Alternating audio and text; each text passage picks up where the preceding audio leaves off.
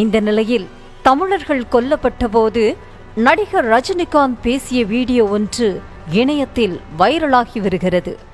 இலங்கை மட்டும் இல்ல, எந்த நாடாகட்டும் ஏழை மக்கள், பாமர மக்கள், இன்னசென்ட் பீப்பிள், குழந்தைங்க, லேடிஸ், முதியோர், அவங்களுடைய வேதனை அந்த காற்று பட்டால் அந்த நாடு உருப்படாது. எந்த நாடாகட்டும் சாமானிய ஜனங்க பாதிக்க கூடாது. அது சாமானிய ஜனங்க கஷ்டப்படக்கூடாது. எந்த காரணத்திலும் எந்த விதத்திலையும் அந்த நாடு உருப்படாது. அந்த சுவாச காற்று அந்த நாட்டுக்கு பட்டது உருப்படாது. அன்றே கணித்தார் தலைவர் என்று நடிகர் ரஜினிகாந்தின் ரசிகர்கள் இந்த வீடியோவை பகிர்ந்து கொண்டிருக்கின்றனர். அதற்கு காரணம், அன்று ரஜினி விட்ட சாபத்தோடு ஒத்துப்போகின்றன தற்போதைய நிகழ்வுகள். ஏழை மக்கள், குழந்தைகள், முதியவர்கள், பெண்களின் வேதனை காற்றுப்பட்டால் அந்த நாடு உருப்படாது.